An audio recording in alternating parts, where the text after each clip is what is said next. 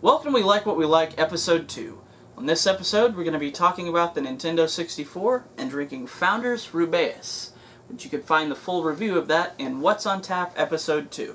Before we get started, I wanted to give some thanks to a few people who have been extremely supportive of us. First off, Chris Seaver and Casey Bowker over at the Warlock Home Video Network. Second, my friend Dave Maggot, who you can find here on YouTube. Then John Cross over at the After Movie Diner, who's been just the best. He's been sharing our links and stuff like that. And then also, thanks to all of you who have subscribed, who have left comments. We've got a really good community over on our Instagram page. So if you haven't gone over there and liked it yet, check it out.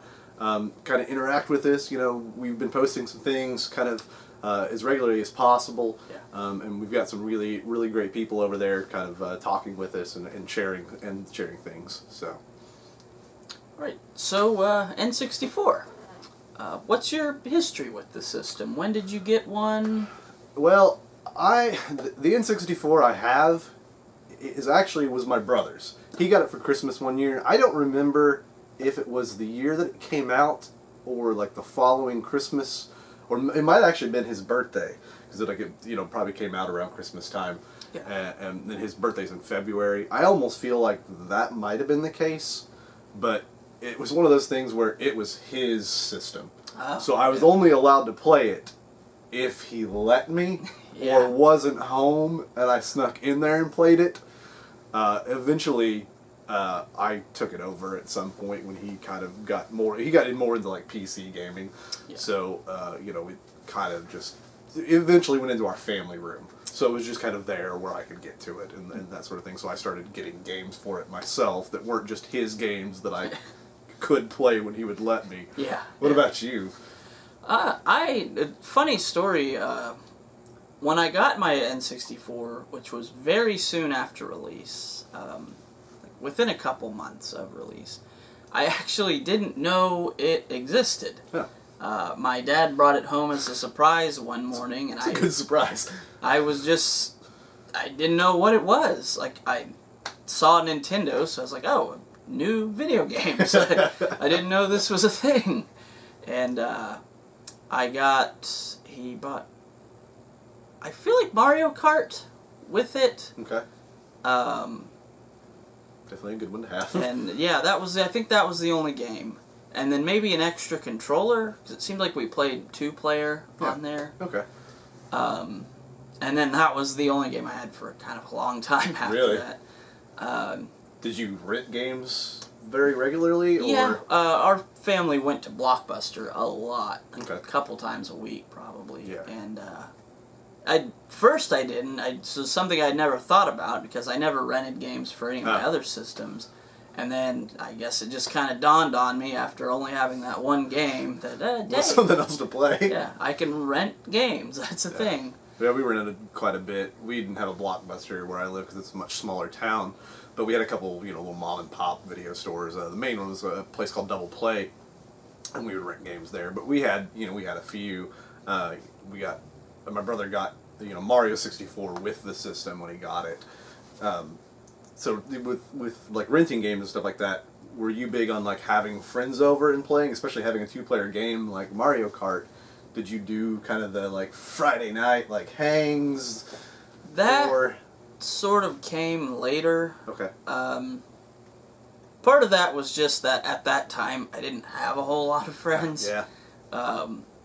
But sort of, later on that kind of became a thing, like friends coming over on the weekend and play some video games, which that was sort of towards the tail end of the life cycle, because for me that was more of a GameCube thing. But there definitely was some N64 weekend hangs though. This was probably towards the end of the system's life as well. A buddy of mine, his parents had gotten divorced. And his dad had moved in with his new girlfriend, and his mom had moved up to Indianapolis, but they still had the house. And so he was living there by himself. So on the weekends, there was three of us that would get together, and he had this bigger TV set up with the N64, and then a smaller TV with The Matrix playing on it. And we would spend all night playing Perfect Dark on multiplayer and have The Matrix playing as we were... And sometimes it would be, like, put in a CD and listen to some, like, Marilyn Manson or Rob Zombie or, something like that while we were playing Perfect Dark. But we would play that game for hours and get kind of drunk and stuff. But when, like, at my house, I didn't really have a lot of friends that were into video games. So I had a friend named Larry that would come over sometimes, but we actually played more regular NES, even when the 64 was out, because I was a teenager and probably driving. I was driving by this time, so there wasn't a lot of the weekend kind of hangs kind of things. I'm older than him, so that's something you're going to learn from this channel, and part of the fun is discovering how different our kind of generational gap is. Yeah, because that's the thing. When I got my N64, I was still pretty young. I want to say like 9 or 10, maybe. Oh, yeah. Something like that. I was a teenager when my brother got his. So now, with the system, how did you feel about the system itself and like the controller? I know that is always a big topic. Is the shape of it, the way it handles, only having the one thumbstick and 3 hands. Yeah. What do you think about it? Or thought about it then even? Well, then I didn't really give much thought to it. Like it was different, but like my Genesis controller was different than my NES controller, so I just thought, oh, this is another different thing. I don't understand the hate for it because... I don't either. Yes, like, people make the joke, like, oh, you need 3 hands, but no games work like that. No. You're only playing it... with either the D-pad or the thumbstick. Yeah. You never have to... Like, and on the rare chance that a game uses the thumbstick, it's usually, like, just flick it to do something, and you can reach it with your thumb, and it's not a big deal. Yeah. Like some of the wrestling games, to do a finishing move, you have to hit the thumbstick, but it's not anything specific. It's just literally reach down and flick it. Okay. And, yeah. Did you just have the basic, like, gray, like the black charcoal system, or? At that point, I did, and then later on down the line, I sold it to a GameStop, or not GameStop. I don't think they were even around yet. A local like game trading place, and picked up one of the green Funtastic ones, jungle green. How did you feel about the different colored systems? I like it. I wish modern. I mean, I know you can get like a PS4 that's white or whatever, but I like the fun colors. Was the green your favorite out of those? Yeah, I think so. I like the green and I like the orange. I like the orange because it's unique. Yeah, it's not an expected color. Mm-hmm. Now, you have a gray system now? Yes. Now, would you get the green again, or? Yeah, I would like to have them all. But, yeah, if I was going to get a colored system, I think I would either go with the green or that, like, teal kind of I like one. that. How do you feel about the... I don't like Pokemon, but how do you feel about the Pokemon? Oh, the blue and yellow? It's interesting. I like it. I think it's unique. I do too, actually. I wouldn't mind having one if it didn't have Pikachu on it. If it was just the like blue and yellow. Yeah. But I think that's kind of the cool thing about it. I'm pretty sure when the power's on, like the Pikachu's cheeks light up. Oh, really? Or something. I didn't even know that. So. So that's kind of the added bonus to that. How do you feel, or felt at that time, about PlayStation was out by this point, and maybe you hadn't played it because you were, but how do you feel about it being a cart versus at that time they were moving towards disc-based systems like the PlayStation? I've got to say, it was definitely a weird thing where, like, at first I didn't notice because every game I'd ever played was carts. So that's what video games were. Yeah. And my first experience with PlayStation wasn't until, God, a year or two after N64 had actually been out. Same here. Yeah. And I had a friend down the road who, like, I just kind of made friends with this guy. And the first time he invited me over to his house, he said, like, hey, let's play some PlayStation. And he only had a few games, and I don't know, it was like Siphon Filter and some skateboarding or something. Yeah. You know, extreme sports, whatever. And I remember thinking the thing I didn't like immediately was the load times. Oh, I was like... PlayStation especially had some really long load times on... Yeah. I was like, well, this sucks. Like, you have to just sit here and wait to play the game, and then, you know, some of those games have to load, like, every level or whatever, few minutes. So that kind of turned me off, and I was immediately like, oh, I don't even want a PlayStation, cause, and I didn't actually get a PlayStation until years later. Yeah. Now, how do you feel about it now? Like, do you think it would have been a better system had it been a disc base? Or do you think one of the reasons you like it is because it's a cart? Or...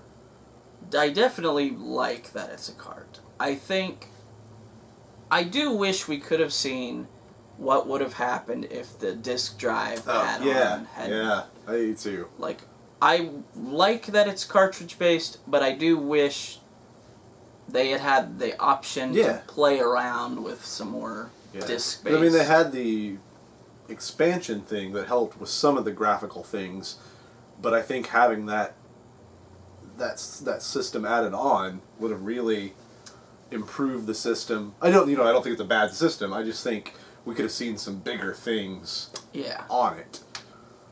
Do you think, now playing it as an adult, do you feel like it holds up, graphically, or, I think there are some games that I think the graphics look really good still. Yeah. I think it holds up if you've played it. If you grew up with it, I think it still holds have up. That nostalgia. I do think it's probably a tough sell to someone who's a kid now. Yeah, I think you're correct on that. Graphically, we're used to it, but it's not pretty to look at sometimes. No. One of the games that I tried to revisit not too long ago, maybe it was over Christmas, I believe, was GoldenEye. A staple of the system, and a game that people still love and still talk about to this day. And to be honest, it looked like shit. I don't know if it was because I was trying to play on a flat screen TV. Maybe it looks better on on an older television, but like there was somebody shooting at me that I couldn't even see. Like off in the distance, and I didn't see anything. They blended into the background, the wall, I don't know what, but I just kept getting killed in the same spot because I couldn't see where this character was because of the polygons, the 3D, it just didn't look good. I loved that game. I did. And I still want to love it, but man, it was hard. Yeah. And that sucked. Like, because I was so kind of hyped to play it, and revisit it, because it was another game that we played a lot too. Not as much. We actually played more Perfect Dark than GoldenEye, so I have more memories with that. But it was still a game I really enjoyed. I've never loved it as much as other people did, because we had Perfect Dark before GoldenEye, and we would play. It had bots that you could set up, and you could set the difficulty of the bots and this and that. So we did that way more than GoldenEye. Yeah. So I was just used to that more. Yeah, I actually just recently have sort of had a similar experience where I love Rogue Squadron. It's one of my favorite Star Wars games of all time. But at least playing it on a modern TV, it looks fine. Some people will complain just in general about a modern TV, but I think it looks fine. but the like the mini map in the corner is just unreadable. Really? It's just a blur of dots, and I can't tell what's an enemy or where anything is. Yeah. How do you feel about Shadows of the Empire? I know it's a game we both, you were thinking of Star Wars. How do you think it holds up? Because it's a game that is, as far as the system goes, in my top 5. Yeah. Like, easily. I love that game. I beat it so many times over the years. When I was younger, not so much in recent years, but what do you think, graphically, how do you feel about that game now? I still like it. I like it. It's a game that it'll never happen because of rights and things, but it's a game I would love to see like an HD remaster. I would too. I'd like to see just a complete remake of it. Yeah. But I still think the graphics are fine to me. I think they're fine. I think with that system, some of the better looking games, as far as holding up, are games like, Mario 64 or Conker's Bad Fur Day, where they're kind of using the technology, using the system in these kind of 3D, colorful sort of things. Something like Tony Hawk does technically look better on like PlayStation or something like that.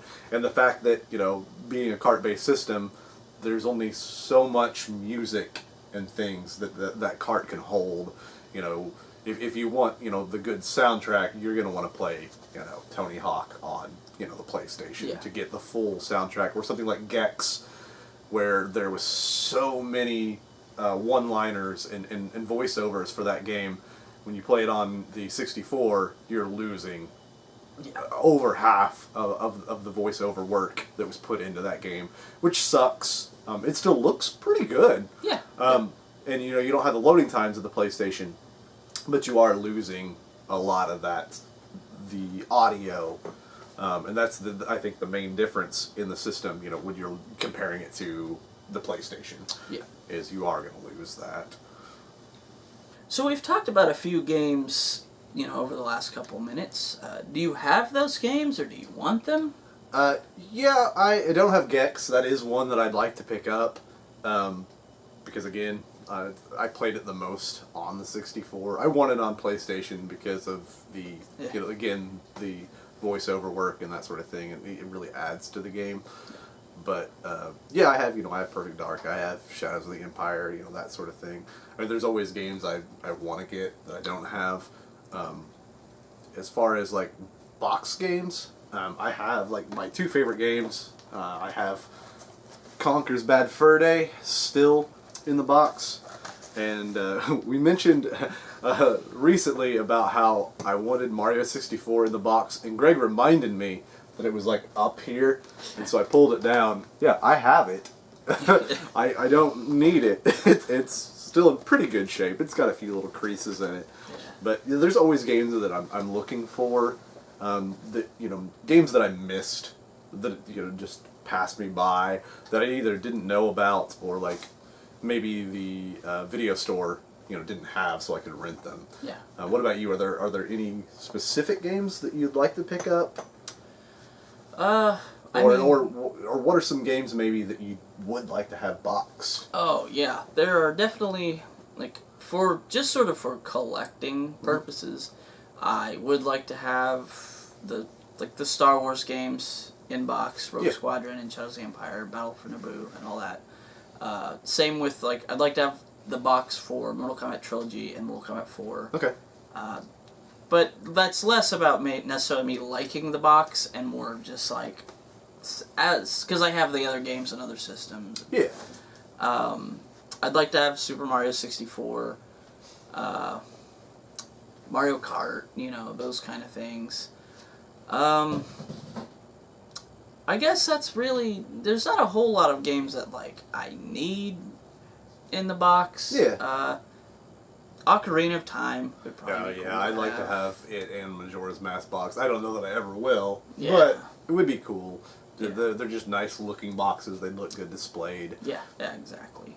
I would mind having, maybe Perfect Dark in the box because it's one of my favorites for the system. Yeah. So that would be cool to have. I don't need it, but if I could come across it, at a decent price, yeah, I would definitely pick that up. And you know, it's one of those things we are always kind of looking out for box games or just the boxes, because sometimes you can get the boxes cheaper on their own, or buying the manual on its own. You know, again, having the game, maybe I can find the box at a price that I'm willing to pay. Yeah. And then even if I have to get the manual later, Yeah. Actually I have the manual. I think it's in the Mario 64 box. That box is full of manuals, so it's probably in there. We always kept those, so that was something we didn't throw away. Yeah. There are a couple of games that, you know, the Japanese box art and the U.S. box art are Very different. Yeah. And a lot of times the Japanese box art looks way better. Yeah, do you have like any... Is there any games that you wouldn't mind having? Like the Japanese? I mean, kind of, again, for collectible purposes, I would like to have Super Mario 64 in the Japanese box. Yeah, that's number one for me. Yeah, I really like the Shadows of the Empire Japanese box. Yeah, you too.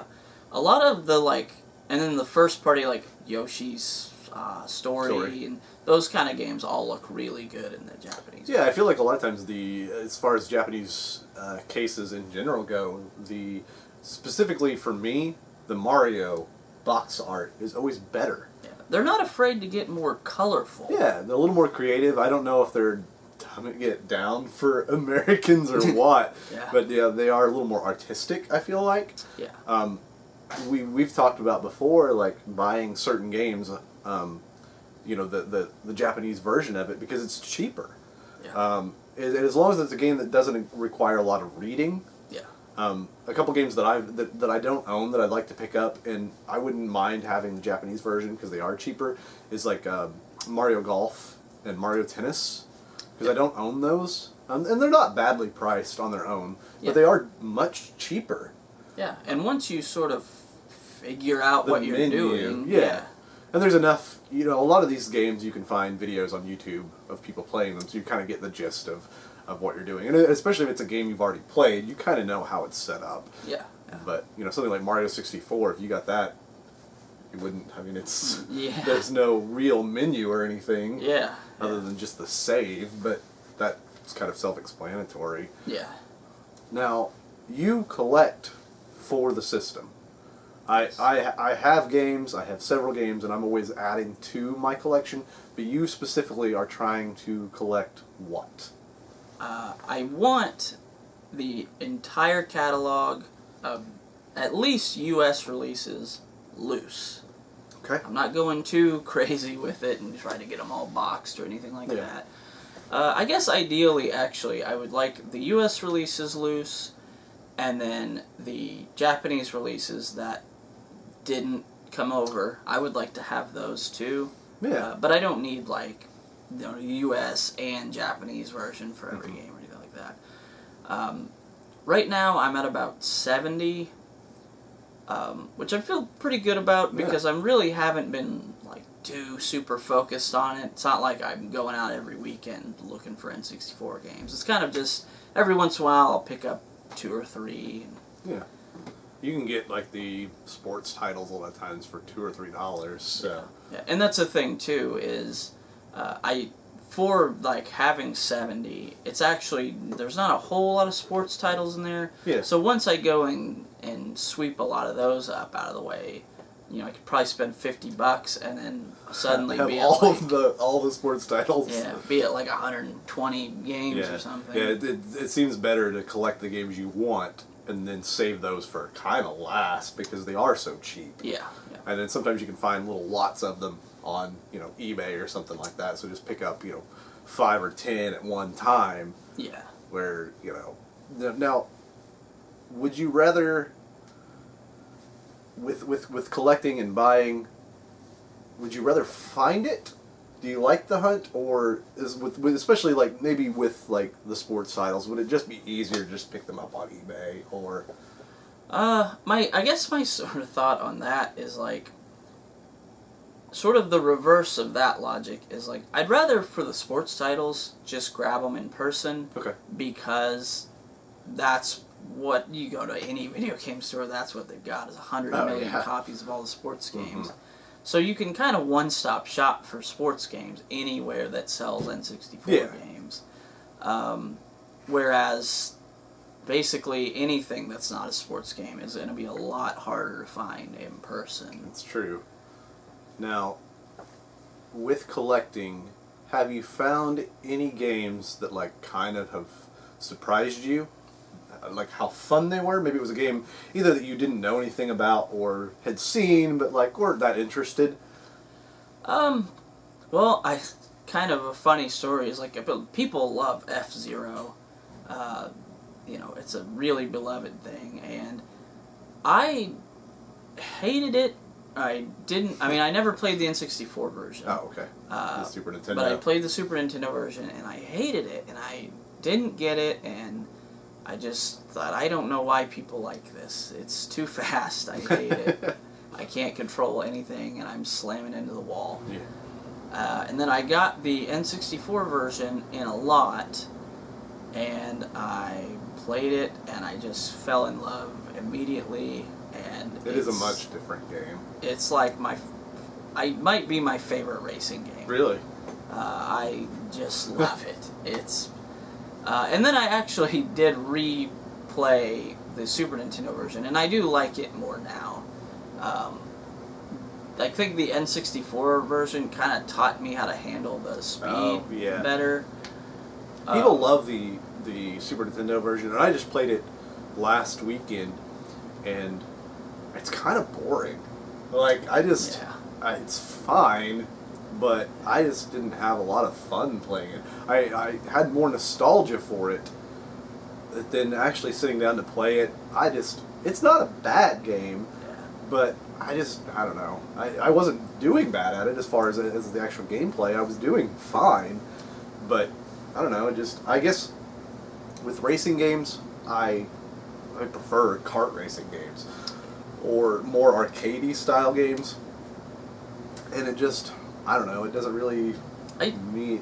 I think the problem with the Super Nintendo version is the lack of characters, racers. Yeah. There's only 6 or 8 or something. Yeah. Like the N64 version has like 40 or something. Like has a bunch, and they all kind of have their own like personalities. Yeah. There'll be like the kind of fat guy, and he's in the huge thing, and then one of them's like 2 people, and it's like a 2-pod racer. Yeah. Star Wars Episode 1 Pod Racer. That's a good racing game too. Yeah. And they made that PS2 sequel, I guess. I've never played it. I've never played that either. Is there any specific games that you're really looking for right now? I'm always on the hunt for like the big guns, Conqueror's Bad Fur Day, Sculptor's Cut. Obviously, I'd love to just run across Sculptor's Cut at a pawn shop for $12 or something, but I would like to get Mortal Kombat 4. I've kind of got nostalgia for that. I don't think it's a particularly good game. I have it on PlayStation, but really though, I guess the James Bond, The World Is Not Enough or something. I think. Yeah. I remember I liked that a lot, so I'd like to pick that up. Okay. Were there any other games that you came across that were more fun than you thought they'd be, or? There's various sports games have kind of ended up that way, where I like NHL '98 or something. I popped in recently, and I was like, oh wow, this is way better than I expected. Yeah. What about you?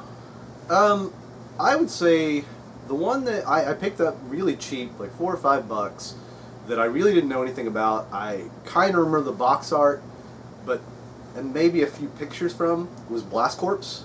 Oh yeah. I thought that is a lot of fun. Yeah. I haven't got too far in the game. I actually need to restart playing it. It was one that a couple months ago I kind of put a couple days worth of play into. I'm really bad about that, kind of starting a game and then starting something else. I need to focus more on actually completing games. Yeah. But I really like that game, and at that price, you can you see it all the time for $4 or $5. Yeah.